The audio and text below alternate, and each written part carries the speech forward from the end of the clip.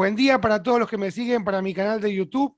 Hoy estoy muy contento. Voy a hacer una entrevista bastante planeada y bastante deseada. Es la segunda entrevista que voy a hacer con una dama del ajedrez. Voy a grabar con la maestra internacional Liliana Burijovic. ¿Cómo estás, Liliana? Hola, ¿qué tal? ¿Cómo andás? ¿Todo bien? Muy bien.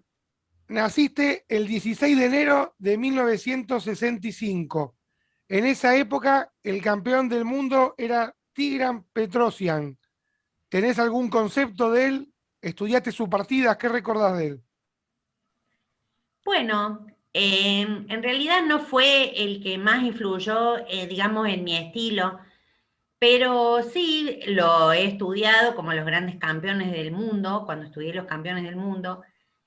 Eh, Creo que cada uno de ellos ha dejado un legado y lo importante es saber interpretar ese legado.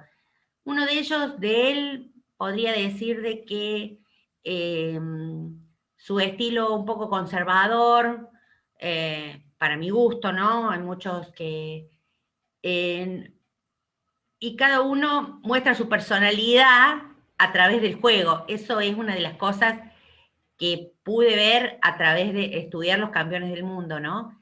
Eh, y él mostraba eso, un poco de que realmente era muy difícil ganarle si él no quería, no confrontaba.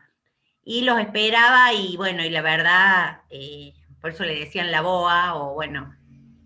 Creo que ese concepto lo estudió bien Kasparov en el momento de que jugó contra Karpov, cuando él iba muy de frente y se dio cuenta que así no podía ganarle a Karpov y empezó con las tablas hasta que lo quebró. Bueno, una de las enseñanzas de un campeón del mundo, ¿no? Si es difícil ganarle, eh, bueno, tarde o temprano termina ganando, ¿no? Bueno, después apareció Spassky, apareció el mismo Fischer y después Kasparov, que es tu ídolo.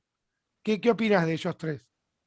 Bueno, mirá, de Fischer podríamos decir de que, por supuesto, que encantó al mundo entero y creo que gracias a él también empecé a jugar yo, porque bueno, fue en esa época más o menos que vino a la Argentina y bueno, eh, la verdad fue el furor del ajedrez. Eh, Influenció mucho en mi padre, que fue el que me enseñó a jugar al ajedrez a mí. Eh, pero podríamos decir de que de él aprendí de que nadie se salva solo, ¿no? Y que el ajedrez es un juego peligroso si lo haces individualmente. Eh, y que hay que enseñarlo a un grupo, ¿no? A un grupo de personas, un grupo que pueda sostener eh, ese avance, ese progreso. Él lo hizo prácticamente solo, en soledad, en un país donde no lo apoyaban, o sí, pero bueno, y eso puede terminar en la locura, y eso es peligroso. Me parece que es muy importante a la hora de enseñar que, que se enseña a un grupo, ¿no? Y se aprende de los otros también, no solamente de los profesores. Eso me enseñó la vida de Fischer, ¿no? Cuando de pronto llega a ser campeón del mundo y deja, ¿no? O sea, no aguanta, no soporta porque no tiene la contención social necesaria para poder seguir. A diferencia de lo que pasó en lo que era la Unión Soviética, donde eh, los campeones se nutrían de otros y ellos nutrían al resto y había una retroalimentación y permitía la salud mental de los jugadores, ¿no? Eh, Estás hablando de enseñar ajedrez en grupo. Me adelanto un poco a lo que tenía planificado y te voy a consultar. En su momento, cuando por ejemplo entrevisté a Marcelo Reides, que es un fenómeno, dando ajedrez escolar también, yo hago esta diferencia. Por ejemplo, vos vas a un club, no sé, Belgrano, y ahí los chicos que van a tomar clases de ajedrez es porque les gusta el ajedrez, porque van a la sala porque les encanta el juego. Ahora, si estás dando clases de ajedrez en un cuarto grado de primaria y el chico tiene ajedrez extracurricular porque lo puso el colegio, pero no le interesa el ajedrez, ¿cómo haces para motivar al chico que dice, uy, tengo una hora de ajedrez y no quiero saber nada? O no tiene un nivel que diga, bueno, yo quiero estudiar y tiene pocas ganas. ¿Cómo motivás al alumno en grupo, que tenés 30, 40 alumnos o 25, para que se motiven con las clases de ajedrez? Bueno, yo trabajé 25 años como maestra de primaria Sí, lo sé. en un colegio donde pusimos el proyecto para enseñar a todos los chicos, a todos y todas, ¿no? Digo y todas porque justamente el proyecto era incluir a las mujeres, porque Qué yo lindo. trabajaba en distintos talleres, en otras escuelas o en unos clubes, y veía de que las mujeres se autoexcluían. Eh, Eso era un tema para mí fundamental, ver cómo hacer para que las chicas eh, se interesaran en el ajedrez, aunque sea aprendan. El problema es que no se acercaban ni siquiera para aprender. Eso era, hablé con un grupo feminista en ese momento, me mostraron algunos videos, les pasaba un video, me acuerdo a las chicas, para motivarlas, explicándole que su autoexclusión en el ajedrez era una cuestión de género, de que justamente ese video que les pasaba, que era muy interesante, explicaba de que cuando nació un varón o una nena, iban a una juguetería, por ejemplo, y había juguetes para varones y para mujeres, y el ajedrez nunca estaba en los juguetes de las mujeres, ¿no? Y bueno, como que ya se habían de antemano, la sociedad les imponía ciertas actividades. Eso, incluso ahí en el Manuel Belgrano, donde ya trabajé en un colegio de secundario, donde trabajo hasta el día de hoy, en el día de hoy hablo con la comisión de género para que las chicas, las chiques, como dicen, o sea, porque realmente podés incluir a todo un sector de distintas, tomaran conciencia de por qué algunas actividades se autoexcluían, las mujeres se autoexcluían, no es que las excluían, ellas mismas se autoexcluían ya por una cuestión de género. Eso por un lado, o sea, la motivación iba en la charla previa, a las, incluso en algunos casos separé mujeres y varones para, por ejemplo, cuando hacían educación física, mientras hacían educación física los varones, yo les daba ajedrez a las chicas y al revés. Y después buscaba, para motivarlos a los chicos a aprender, buscaba distintas herramientas. Desde las canciones que proponía Claudia Amura, realmente me sirvieron muy mucho, hasta el ajedrez en el patio, un ajedrez viviente en el patio donde jugábamos. Eh, las charlas, cuentos del ajedrez, también leía cuentos, proyectos, diferentes proyectos, con por ejemplo, algunos programitas de computación, íbamos a la sala de computación, digamos que buscaba distintas herramientas, permanentemente cambiando las herramientas para que ellos se motiven de alguna manera. Y terminaban bastante muy contentos porque esperaban la hora de ajedrez como esperaban generalmente la hora de educación física, ¿no? Con muchas ganas, porque hacían algo distinto, jugaban, que es lo que más les interesaba hacer a los chicos, sobre todo de primaria, les encanta jugar.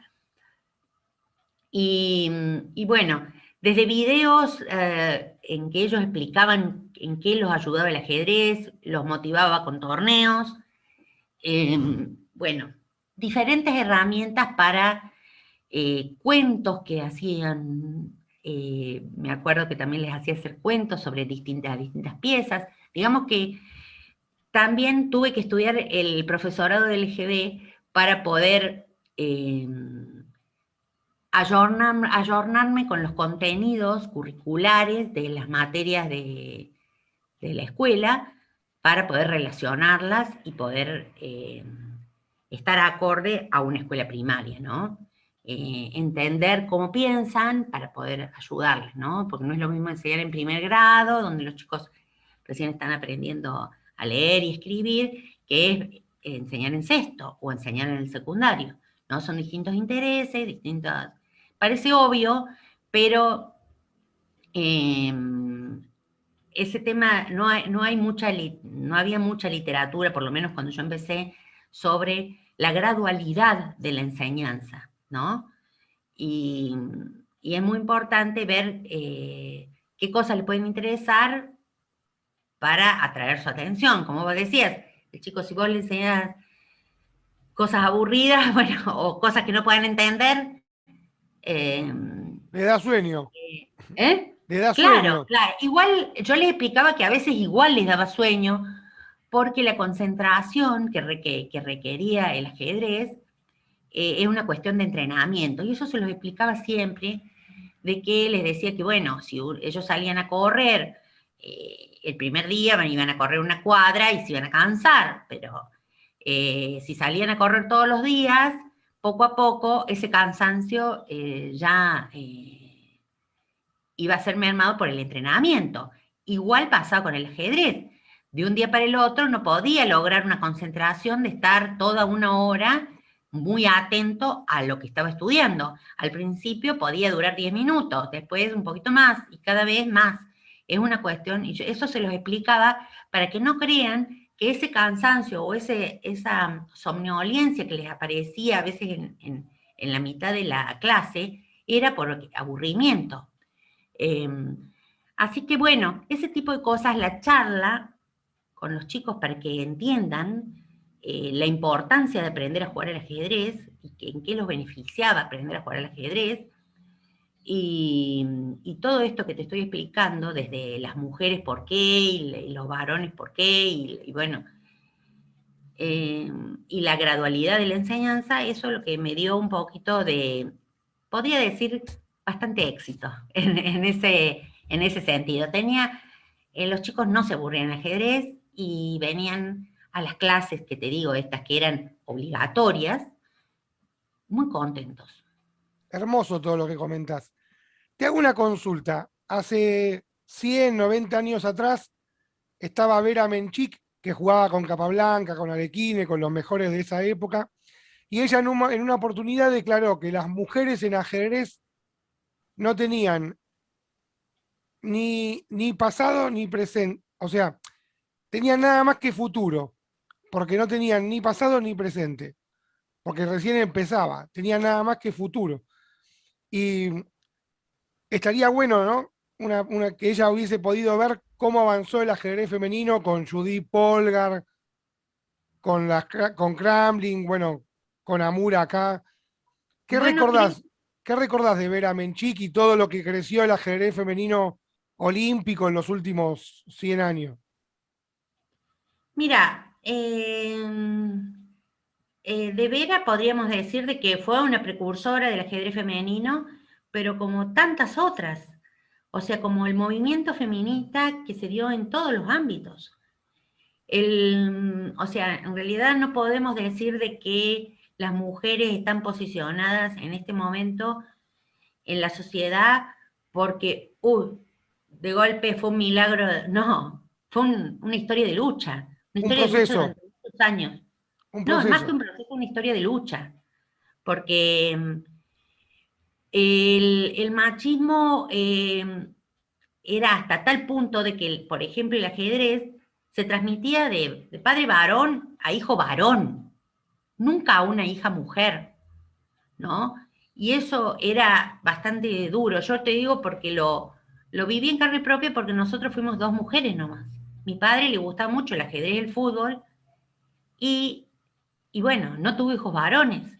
Quizás si hubiera tenido hijos varones, esta charla quizás no hubiera sucedido, quizás no hubiera jugado al ajedrez, ¿entendés? Y también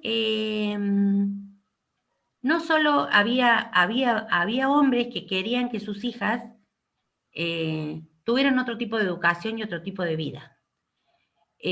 O sea que la lucha de las mujeres fue acompañada también por algunos varones que tenían hijas que querían, por ejemplo, el padre Laszlo Polgar. El padre Él, de las tres hermanas Polgard. exacto, él escribió un libro que se llama El genio, no, o sea, el genio, perdón, El el genio no genio se nace, se hace, no hace. se nace, no se Sí. nace. Entonces, bueno, todo el mundo conoce el experimento, digamos, que hizo ellos, él y su esposa con sus hijas, donde les enseñó a jugar al ajedrez y bueno, estudió, por supuesto, no solamente ajedrez, un montón de otras cosas en su casa para estimular la inteligencia de sus hijas. Para demostrar que en definitiva las mujeres también pueden jugar al ajedrez o pueden hacer cualquier cosa que se propongan, ¿no? Pero eso también, como decía, es una historia de lucha para que las mujeres entraran en la carrera de medicina, de ingeniería. Todavía las mujeres siguen luchando para que, bueno, para que se las tome de manera equitativa o igualitaria, de manera igualitaria, ¿no? Sí, vos sabés que yo le hice un En todo video. tipo de ámbitos.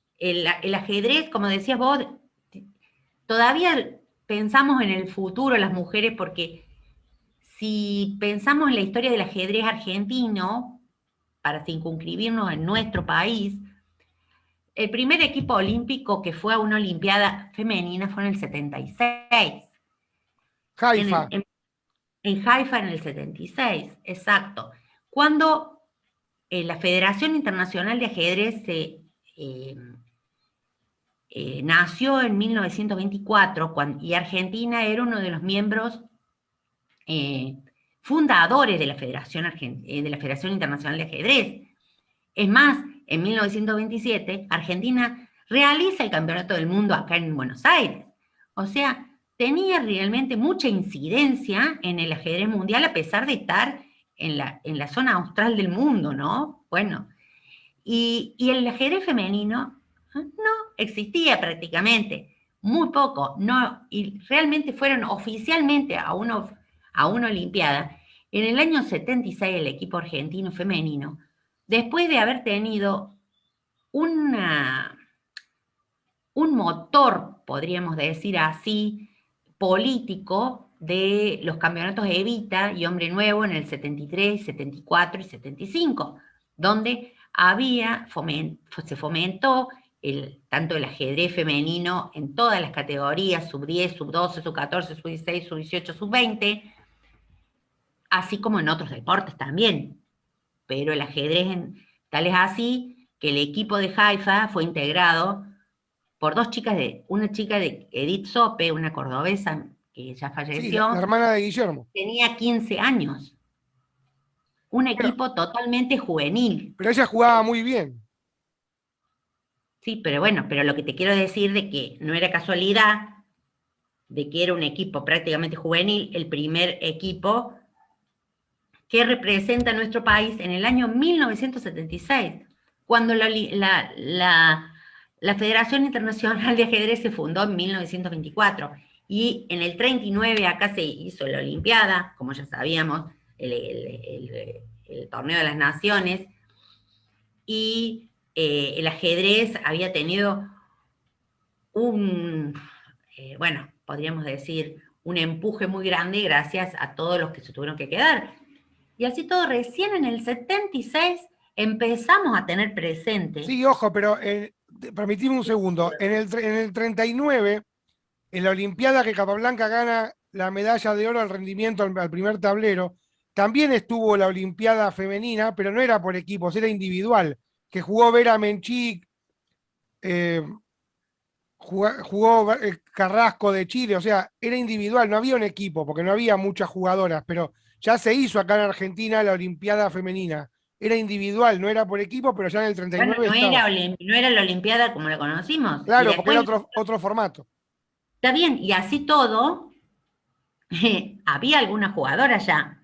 no podían negar el ajedrez femenino, No, obvio pero que así no. todo, no le daban lugar al ajedrez argentino femenino, a las mujeres de acá.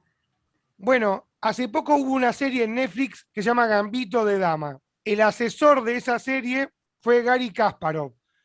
Hermosa la serie, pero todas las partidas que se muestran las juegan hombres. No pasaron ninguna partida que juegan mujeres. Es raro lo que hizo Kasparov, porque podían haber pasado partidas de ajedrecita femenina. Sí, igual eso no lo muestra, digamos, la serie, no, vos si ves podés darte cuenta de que no, o sea, solamente viendo las partidas, revisando de quiénes son, sabés de quiénes son. Eh, Igual a mí eso no me molesta para nada. A mí lo que me pareció bastante interesante que hayan puesto en el tapete el tema del ajedrez femenino y lo que costó y sigue costando a una mujer jugar al ajedrez, hacer el deporte, ¿no? Esa vida de soledad que tuvo y de mucho dinero invertido por parte de la familia de ella, del, bueno, el esfuerzo que tiene que hacer para jugar, realmente fue muy claro y sigue pasando el día de hoy, porque realmente a las mujeres les cuesta muy mucho jugar al ajedrez, ¿no? Por los ambientes, porque se juegan muchísimo menos mujeres, ¿cierto? Se ha incrementado un poco. Podemos decir de cada 100 jugadores, podemos tener 5 mujeres jugando un abierto, ¿sí? Pero ¿por qué? No porque no haya y no les interese jugar al ajedrez, sino porque realmente hay muchas dificultades para que ellas puedan jugar. Pero se puso en el tapete el esfuerzo que tiene que hacer una mujer para poder hacer un deporte que estaba considerado de varones, ¿no? Bueno, recién hablabas de dinero. Pareció muy bueno porque trajo el tema a la sociedad cuando la mujer estaba totalmente invisibilizada en el deporte como el ajedrez, ¿no? Ni siquiera considerada. Creo que ni siquiera por la federación, ni por, bueno, tengo mis temas con eso. Recién hablabas de dinero invertido. Te llevo a 1988. En esa Olimpiada hubo como una huelga en el ajedrez femenino argentino y los primeros 5 minutos de cada ronda no jugaban. Era una especie de protesta porque a los hombres le pagaban un dinero y a las mujeres le pagaban 10 veces menos, ¿no? Porque Eh, matemáticamente... ¿Qué te en acordás de esa realidad, Olimpiada? sí, por supuesto me acuerdo como si fuera hoy, porque bueno, en la Olimpiada del 86, en la Olimpiada anterior, habíamos tenido también, el tema no era que les pagaban, vamos a partir Por de la que es información que yo tengo, un por la información viático. que yo tengo, eran $1000 a los hombres y $100 a las mujeres. Por eso te digo que era Claro, 10 bueno, veces pero menos. está bien, pero es que en realidad era el viático que te daba la Federación Argentina. Bueno, llamale bonus track como No, no, quiera, no, pero no, no, es que no es lo mismo, es que no es lo mismo, porque es un dinero que oponía el Estado argentino para sus ciudadanos que iban a competir en un deporte totalmente amateur, ¿entendés? sí, sí. Que no es lo mismo, ¿entendés? Entonces, eh, nos daban un viático a nosotras de $100 y a los varones un viático de $1000. Entonces, que nosotras que por ser mujeres no gastábamos en el exterior, estábamos yendo a un país a competir, ¿entendés? Entonces, y era un importe que salía de los impuestos que pagaba vos y yo como mujer y vos como varón. O sea, y que la federación, de una manera totalmente discrecional, decía, no, Arbitraria. a los varones le pagamos tanto y a las mujeres tanto, por ser el equipo femenino. Sí, era medio Éramos el equipo arbitrario. totalmente arbitrario, ¿entendés? Si vos decís, bueno, es un calle, bueno, porque es gran maestro, bueno, eso es otra cosa. Un sponsor que pone, ¿entendés? Hay un sponsor, bueno, que decide promocionar o a un determinado gran maestro porque juega mejor y a otro, ¿entendés? Pero esto no, era dinero del Estado Nacional que se ponía para los viáticos del equipo. Bueno, nosotras ya había pasado de que en el 86 había pasado exactamente lo mismo, y en el equipo masculino estaba Daniel Cámpora, el gran maestro, estaba Pablo Ricardi, que también otro gran maestro, y ellos, nosotros planteamos el tema al equipo masculino también, y ellos dos se solidarizaron con el equipo femenino y dijeron de que ellos iban a compartir sus viáticos con el equipo femenino. O sea, íbamos a dividir los viáticos de ellos, los nuestros, y lo íbamos a repartir.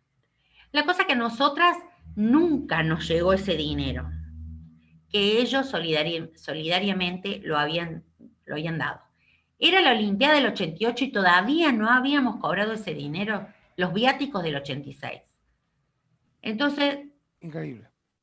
sí, eso generaba un malestar en el equipo porque tenés que ir a jugar con cierta tranquilidad.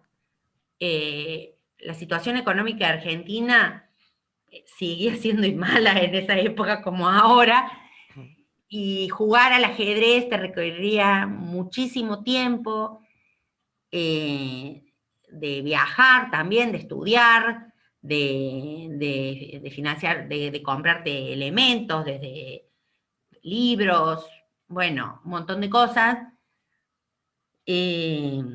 pagar entrenadores, libros, viajes, por ahí te impedía jugar, tener un trabajo fijo, por ejemplo, por el tema este de la dedicación, y de pronto te ninguneaban con eso de que no te los pagaban a los viáticos, y después que no nos pagaban los viáticos del 86, y encima en el 88 te dicen, bueno, a usted le damos 100 y a los varones le damos 1000. Entonces, bueno, decidimos con el equipo, que éramos 4 chicas jóvenes. En el 88 yo tenía 23 años. Estaba Claudia Amura y Sandra Malajovic, que tenían 19, y Carla Herrera, que tenía 24. Éramos un equipo realmente pujante, joven, que estaba estudiando, que se dedicaba. Y bueno, los 5 primeros minutos los fotógrafos les tenían permitido sacar fotos con flash solamente los 5 primeros minutos. Después ya no se permitía sacar fotos, y es por eso que en esos 5 minutos nos quedamos paradas sin mover. sin jugar, exacto. Por supuesto que nadie nos daba nadie ni nos preguntaba por qué nos quedábamos paradas ni nada. Hasta que Daniel Cámpora, el gran maestro, cuando le tocó a jugar Argentina contra la Unión Soviética, le toca jugar, que Daniel Cámpora se solidarizó con nosotras por todo lo que te cuento que ya había pasado en el 86 y en el 88, o sea, en contra de la Federación Argentina, que la verdad tenía esa discriminación en contra de las mujeres. Además de todos los problemas que teníamos para viajar, o sea, hasta el último momento no nos daban el pasaje, bueno, eso es otro tema que también generaba un montón de malestar. Entonces, como te contaba Daniel Cámpora, que realmente una gran persona, todos los que lo conocen saben qué tipo de persona es,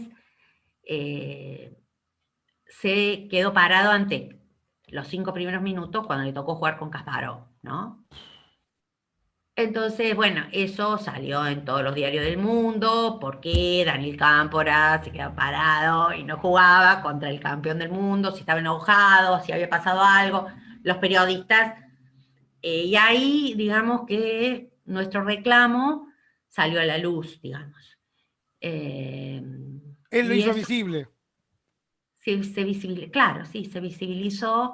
Bueno, por supuesto que cuando volvimos a la Argentina, la federación, en vez de decirnos, bueno, chicas, disculpen, la verdad que tienen razón, esto, no, nos suspendieron. Nos suspendieron por 1 año y medio a Carla Herrera y a mí, porque supuestamente éramos mayores de edad, y a Sandra Malajovic y a Claudia Mura no.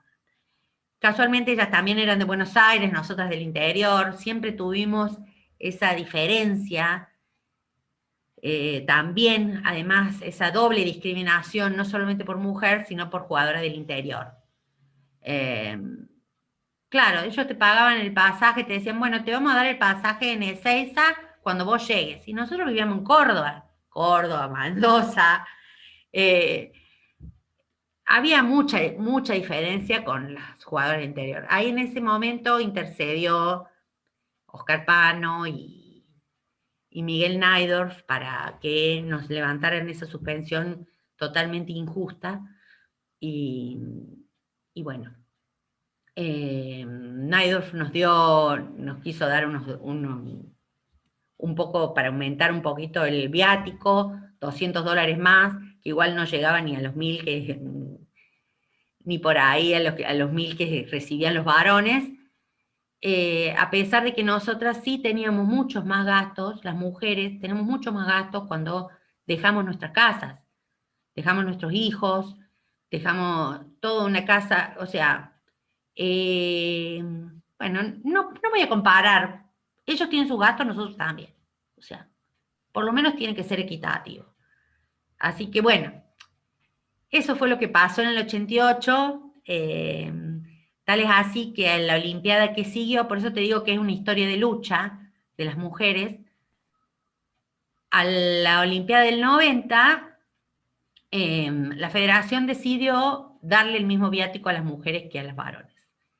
Y les dio $200 a todos, tanto al equipo masculino como al equipo femenino.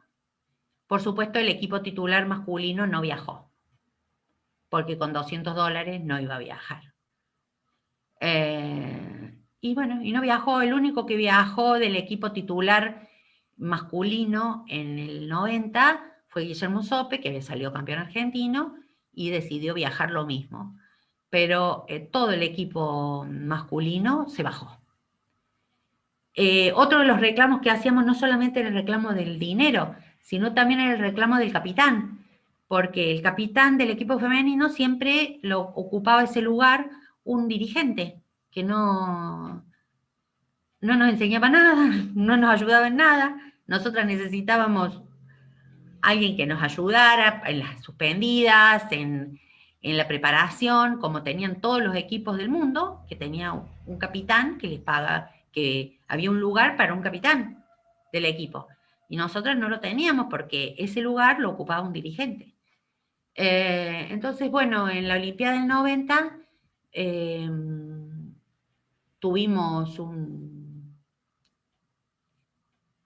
capitán. O sea, por eso digo de que fue una historia de lucha por parte de las mujeres que tuvimos que remarla, digamos, porque por lo menos en la Olimpiada anterior que yo había jugado en el 82, que fue la primera Olimpiada que jugué, directamente ahí ni siquiera había plata para el equipo femenino, o sea, no había para pasajes ni nada.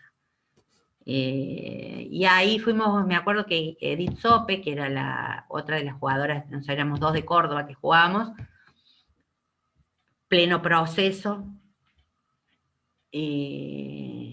viajamos a Buenos Aires, ella tenía una gente conocida en Telam, que era la agencia de noticias, y nos hicieron un reportaje ahí, y nosotras dijimos que la Federación Argentina no pagaba los pasajes para el equipo femenino y sí para los del masculino. Inmediatamente al otro día estaban los pasajes, no sé cómo, pero aparecieron. Pero bueno, nos arriesgamos muchísimo, la verdad que no teníamos idea de lo que nos estábamos arriesgando al hablar mal del gobierno de facto, ¿no? Pero... Muy fuerte. Es más, yo acá en Córdoba fui a hablar con el que era presidente de la federación de acá de Córdoba, Héctor González, que ya falleció, y le dije si había alguna posibilidad, porque él trabajaba acá en el diario, tenía algunos contactos, para conseguir a través de Córdoba el pasaje para ir a la Olimpiada del 82. Y él me dijo que él no iba a mover ni un dedo, así me dijo, para que el equipo femenino viaje con una judía y una comunista en el equipo. La comunista era Marina Rizzo, que era de Entre Ríos, y yo era la judía. Tampoco dijo porque tampoco era por el equipo femenino, o sea, la discriminación venía realmente bastante dura en esa época, y bueno, como te digo, el ajedrez femenino, una historia de lucha. Fue en Suiza la del 82, fue la primera Olimpiada bueno, Kasparov ahí le gana a Korno y una partida increíble. Exacto, fue la primera en Lucerna, Sí. en Lucerna en el 82. Bueno, llega 1982 y viajás a Yugoslavia a jugar el Campeonato Mundial Juvenil. ¿Qué recordás de esa época? Bueno, lo primero que recuerdo es cuando fui a sacar el pasaporte. Fue el 2 de abril del 82. El Día de las Malvinas. Exacto, viajé el 1 a la noche a Buenos Aires porque llevaba una nota de la Federación Argentina para que me hicieran el pasaporte en el día. Porque antes los pasaportes, vos mandabas a hacer el pasaporte y quizás tardaba un año en darte el pasaporte. O no lo tenías nunca, ¿no? O sea, había una cola, me tomé el ómnibus, llegué a Buenos Aires, en la Federal había como cuatro cuadras de cola para, para sacar el pasaporte. Yo, por suerte, porque tenía esa carta de la federación, entré a una pieza así privada, me hicieron el pasaporte y a las 2 de la tarde ya lo tenía. Pero en el colectivo viajaba mucha gente, a muchos chicos que hacían la colimba, el servicio militar, que iban a alistarse para la Guerra de las Malvinas. Cuando nadie sabía qué era lo que pasaba. Así que bueno, eso fue realmente bastante impactante porque cuando viajé en plena guerra, viajé a jugar ese mundial, mi primer mundial. No había ninguna jugadora que hablara castellano, eran todas de la órbita soviética. Estaba la china, Liu Xilan, que jugó, después fue una gran maestra, Agnieszka Brutzman, que también es una gran maestra, que ella ganó el torneo, la polaca. Bueno, estaba la jugadora de Estados Unidos, que también era una rusa, que se había ido a vivir a Estados Unidos. Así que bueno, y después vino la Maya Sigurdanidze, que ya estaba pasada de edad, vino a visitarnos ahí al Mundial. Y bueno, estuve todo un mes, fue un mes el torneo. Un mes que bastante difícil porque no había nadie que hablara castellano, yo viajé sola, tuve que estar 3 días en Ámsterdam sola para hacer el traspaso del vuelo. Después me vinieron a buscar a alguien en el aeropuerto de Zagreb. Te digo para que te ubique una chica de 17 años, sola. No tenía otra posibilidad porque el pasaje me lo pagó mi mamá, no, la federación ni le importaba que participara. Y bueno, me fueron a buscar para llevarme al pueblo que quedaba 2 horas de Zagreb, que estaba el aeropuerto. Y por supuesto que, bueno, tuve la suerte y la verdad, somos una gran familia, la familia del ajedrez mundial, y tuve 2 horas viajando con una persona que ni hablaba nada, hablaba solamente serbo-croato, yo hablaba un poco de inglés, pero él nada, y bueno, así fue. O sea, lo que te digo, los riesgos que tuve que tomar para poder jugar el mundial. Por supuesto, ninguna de las chicas viajó sola, ninguna. Solamente yo viajé sola. Eh, y eso que era mucho más chica que las otras chicas, porque era sub-20 el torneo. Era más chica. Pero bueno, eso recuerdo, la verdad fue una excelente experiencia. Todavía tengo amigas de ese mundial. Eh, nos seguimos escribiendo por Facebook, por WhatsApp, porque la mayoría son grandes maestras hoy en el día, ¿no? Vos después que terminó ese torneo y fuiste a la Olimpiada de Lucerna en Suiza, recorriste 2 años Europa. Estuviste en Italia, en Grecia, en Israel. ¿Existió la posibilidad en esa época que estabas allá en Europa de que juegues, por ejemplo, para Israel o para otro país, ya que acá en Argentina la federación mucho respaldo no te daba? ¿No te daban ganas de jugar para otro país, otra bandera?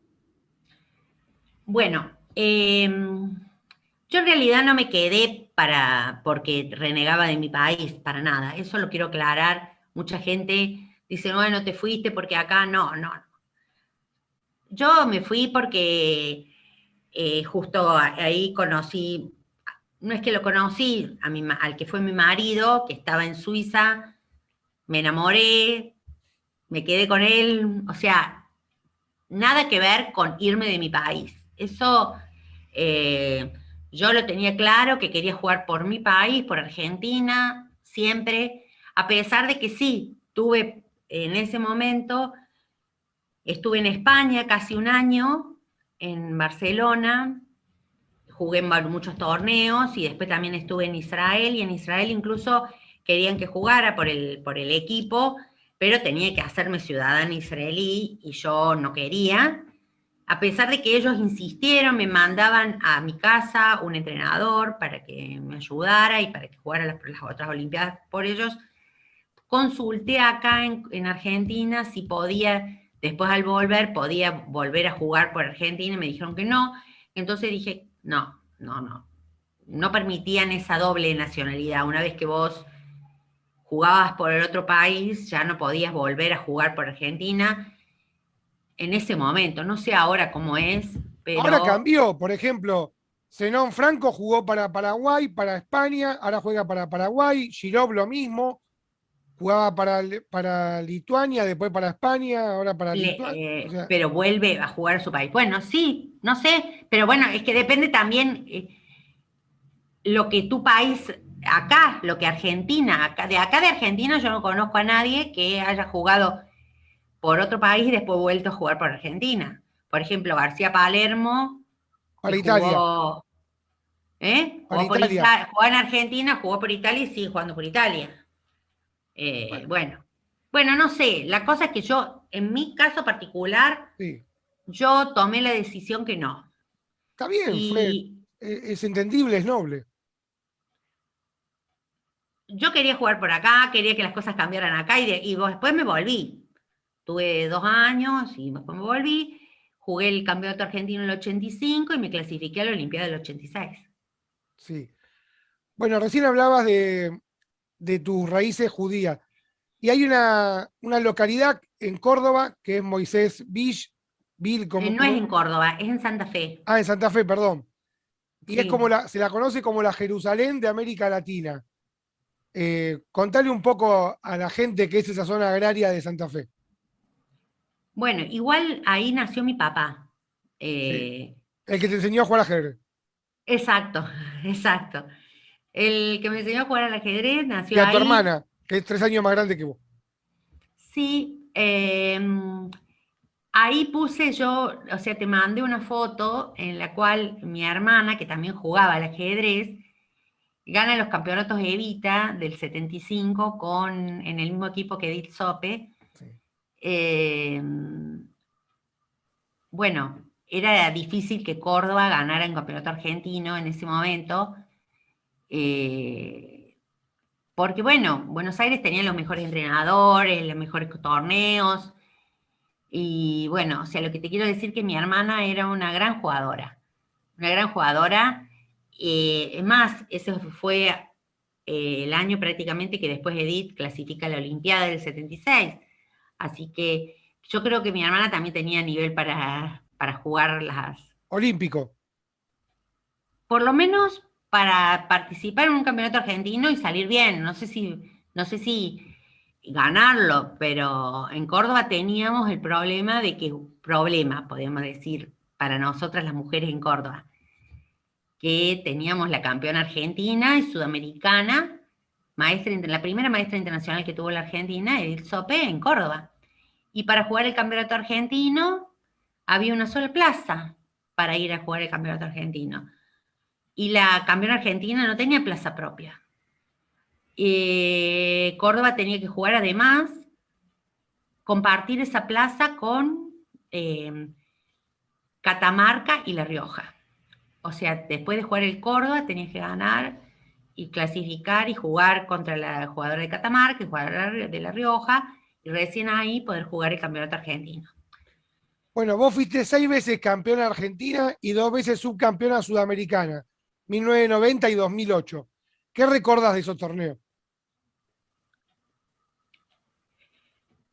Bueno, como te digo, también fue una lucha federal por conseguir más plazas para Córdoba. Como te explicaba, que tenía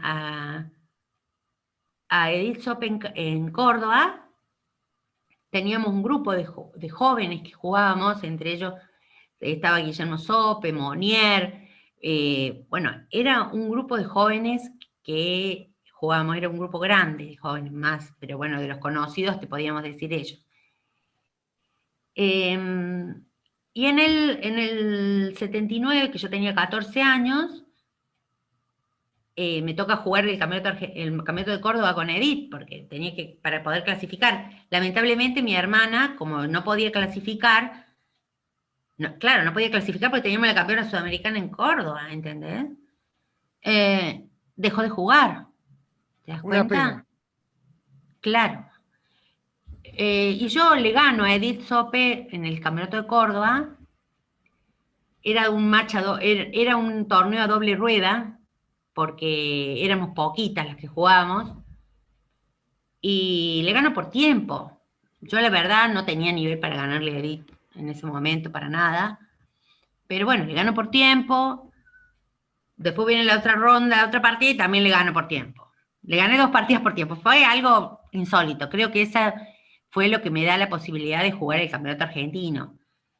Porque, claro, de pronto Edith Sope no estaba clasificada para el argentino, y bueno, y la federación tuvo que invitarla a jugar el argentino. Y ahí se tuvo que cambiar el reglamento, porque tuvieron que poner en el reglamento que la campeona argentina tenía que tener plaza propia al argentino. Traigo a colación todo esto a raíz de lo que está pasando en los reglamentos de los campeonatos argentinos ahora, que ahora clasifican a dedo directamente a la Olimpiada, todo, bueno, la federación eliminó los reglamentos y clasifican a dedo al equipo olímpico. Cuando fue una lucha de que se incorporara en los campeonatos argentinos un reglamento claro que indicara a qué clasificaba cada torneo, ¿no? Te digo porque estoy realmente con mucha bronca, porque a pesar de toda la lucha de tantos años, parece que volvimos a cero con esta nueva Federación Argentina. Podríamos decir, con esta nueva reglamentación que impuso la Federación Argentina. Pero bueno, ¿qué puedo contarte de mis campeonatos? Ahí ese campeonato, el primer argentino que fui con los padres de Edith Sope, éramos chicas las dos, ella tenía 18, yo tenía 14. Ese torneo salí cuarta, en el primer argentino que jugué. Después, al otro año ya empatamos el campeonato argentino con Edith, salimos primera las dos, jugamos un match, ella me lo gana, pero clasificamos las dos a la Olimpiada del 82. Y y bueno, ese fue el primer argentino que salí primera. En realidad quedé segunda porque jugamos un match De de desempate. desempate, pero gané el campeonato, eh, quedé primera en el campeonato. Y después, el otro campeonato que gano fue Ganaste 6. en el 86, que el que sigue, porque como en el 82 me quedé, en el 82 no jugué el campeonato argentino, porque estaba en el Mundial cuando se hizo el campeonato argentino. Otra cosa que hicieron en la Federación Argentina, organizó el Mundial, organizó el argentino, mientras yo estaba jugando el Mundial Sí. en Yugoslavia. Bueno, podríamos decir. Se superpuso un desastre, pero bueno, una pena. Claro, había salido primero el campeonato anterior, pero bueno, superpusieron el campeonato. Podríamos decir que fue una casualidad, pero bueno. Hay que ver. Bueno, entonces, y después, bueno, 83 y 84 no jugué porque estaba en Europa. En el 85 jugué el campeonato argentino y quedé segunda. Fue el campeonato que ganó Claudia Mura, el primer argentino que gana Claudia Mura. Con 15 años. Exacto, jugaba muy bien, tenía entrenador Pano. Recuerdo que jugamos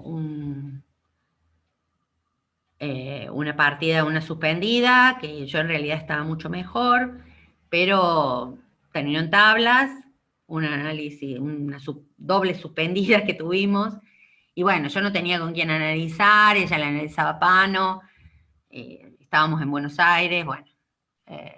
Vos sabés que Claudia Y contó muchas veces que ese campeonato que ella gana cumple 15 años y lo invita a Oscar al cumpleaños. Y en la torta de 15 había un tablero. Y Oscar le dice, ¿cómo te fue en la partida? No, suspendí. Y Oscar me dio que le desarmó la torta para analizar la posición. Y después Claudia fue, ganó. Pero porque usó las piezas de la torta para analizar la posición. Ah, una cosa de mira loco. vos, no sabía esa anécdota, Sí, la no contó sabía Claudia esa. varias veces. Y bueno, y después en el 86, sí, ahí jugamos la primera, eran todos contra todas, jugamos la primera partida, me toca jugar con Claudia Amura, que ahí le gano yo, y ahí gané el torneo de punta a punta. Y ella queda segunda en el 86. Pero no va a jugar la Olimpiada del 86, porque bueno, tiene un problema con la Federación Argentina, eh, y no va. También, a pesar de que era de Buenos Aires y todo, también la federación le hacía problemas, porque bueno, porque ella quería viajar con el padre, un problema, bueno, era menor, era chica y quería viajar con el padre, y bueno, no, la federación no quiso, y entonces al final terminamos sin Claudia en la Olimpiada del 86, en Dubái. Bueno, después el otro argentino que ganó, en el 87 quedó segunda de nuevo en Jujuy. En el 89 y 90 lo gano, 91 también, 93, y después dejó de jugar. No, el 93 no jugué, no, perdón. 93 no jugué. Y después dejó de jugar porque, bueno, mi hija nació en el 94. En el 93 ya había estado embarazada y por eso no jugué. Perdí mi primer embarazo. Después en el 94 mi hija nació y no jugué hasta el 99. Sí, vos sabés En el que 99 vuelvo a jugar el campeonato argentino y lo vuelvo a ganar. buscando información sobre vos, encontré que en el 95 ganaste un campeonato mixto cordobés, o sea, jugaban hombres y mujeres, pero lo que rescato es que en la información habla de que vos estabas amamantando y por amamantar tuviste una enfermedad. Bueno, Creo que no, es o sea, se llama mastitis. O sea, eso. cuando vos, Explícame eso porque yo no entendía nada, porque yo no entiendo de estas enfermedades, ¿no? no es una enfermedad. O sea, Bueno, te explico lo que es. Vos cuando das de mamar, la relación entre el bebé necesita a la madre y la madre necesita también al bebé. Te explico por qué. Porque cuando vos estás dando de mamar, se te produce leche para dar de alimentar al bebé, que el bebé la necesita. Si vos no le das de mamar, te sube la fiebre. A la madre le sube la fiebre. Eso fue lo que me pasó a mí. Me subió la fiebre a mí porque, bueno, fui a jugar el torneo. Mi hija ya tenía 9 meses, pero ella solamente, Tomaba pecho. solamente, no comía nada. O sea, era una cosa que, bueno. Y bueno, y a mí se me ocurrió jugar, digo, bueno, voy a jugar el torneo, total era acá en Córdoba, iba y volvía. Y bueno, y gané el campeonato de Córdoba, la verdad, fue algo, el mayor de Córdoba fue. La única vez que una mujer ganó el campeonato mayor de Córdoba. Pero me pasó eso, o sea, me subió la fiebre a 39 de fiebre por ese problema, porque tardaba en darle de mamar a mi hija. Bueno, le empezaron a dar una mamadera, qué sé yo, bueno, yo me descuidé porque pensé que no tomé en cuenta lo que me podía pasar a mí. No es que mi hija dejó de estar alimentada, pero sí, me pasó eso en ese torneo.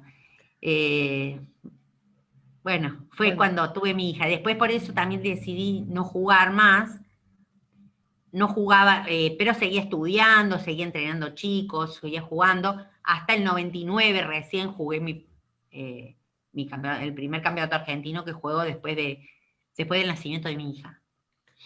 Bueno, en 1988 ganás en Cuba el torneo en homenaje a María Teresa Mora. Mora, que fue contemporánea de Capablanca. ¿Qué recordás de ese torneo?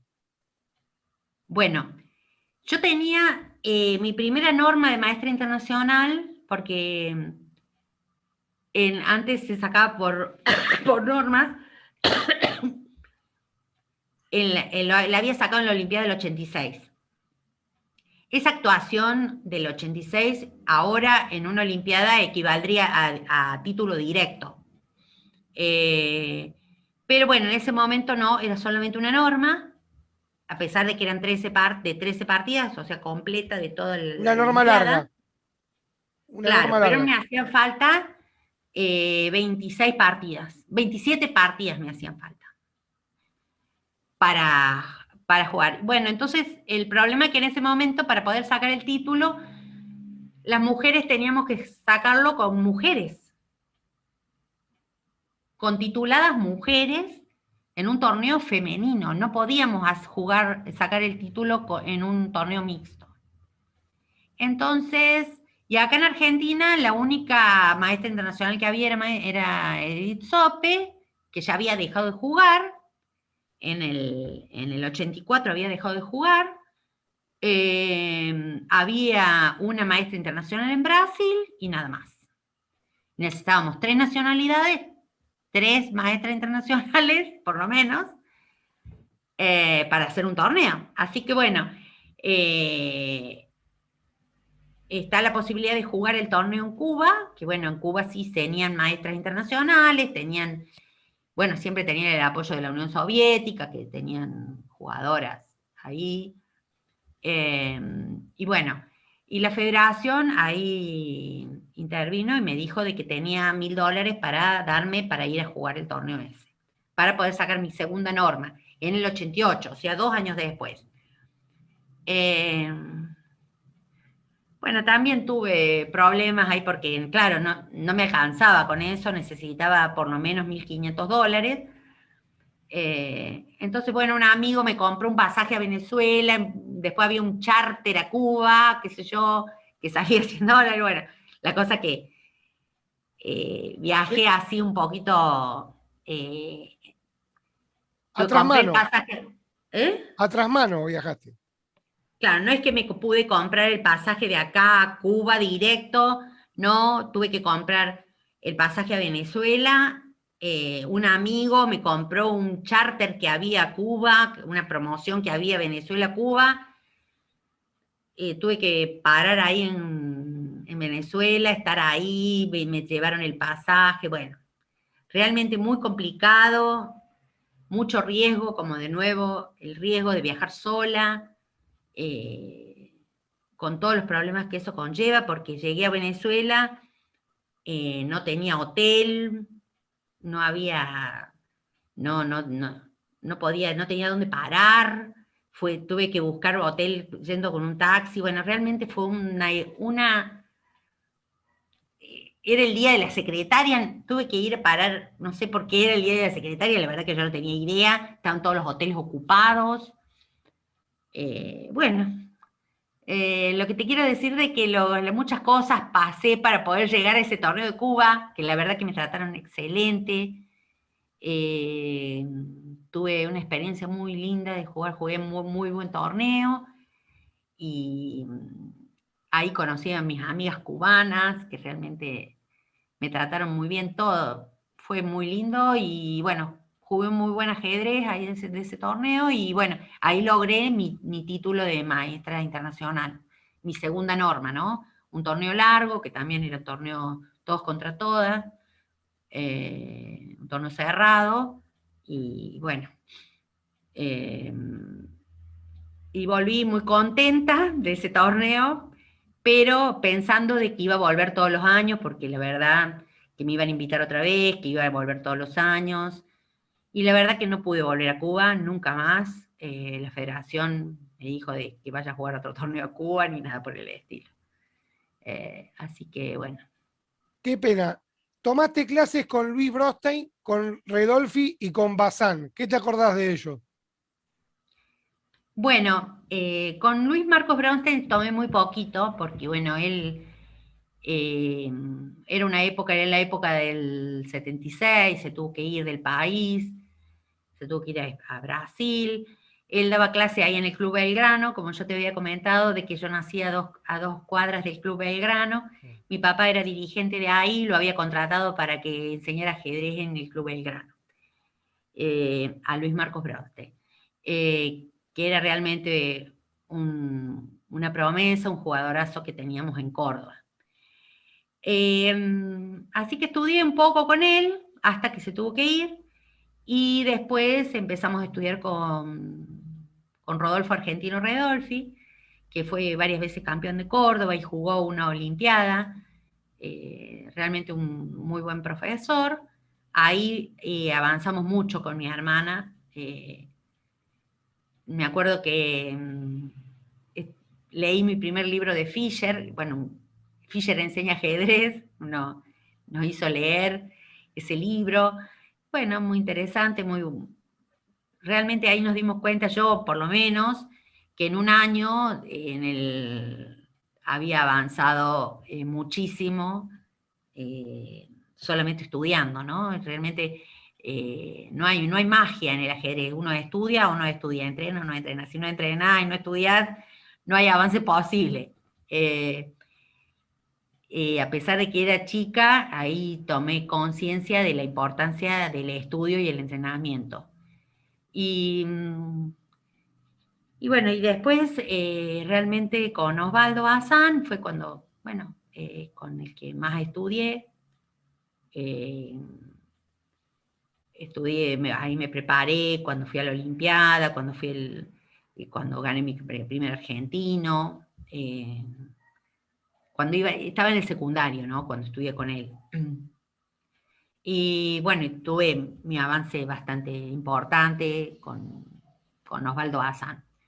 Y bueno, ahí toda una influencia de él en mi juego, que bueno, no sé si han sentido nombrar de todas ideas propias que tenía Osvaldo Bazán, las ideas de las casillas reales, había estudiado mucho a tal, y bueno, eso influenció mucho en cómo encaré yo el juego, ¿no? Ahora sacaron un jugador de acá de Córdoba, Esteban Espontón, sacó un libro, El Rey de las Casillas Reales, no sé si ya le llegó, hace muy poquito que lo sacó, sobre Osvaldo Bazán. Muy interesante de leerlo. Muy lindo Bueno, libro ya. para ir terminando, última pregunta. Tuviste una amistad muy linda, tenés una amistad muy linda y estudiaste también con Guillermo Sope. Hablamos mucho de Edith en esta entrevista, pero contale a la gente cómo es y quién es Guillermo Sope.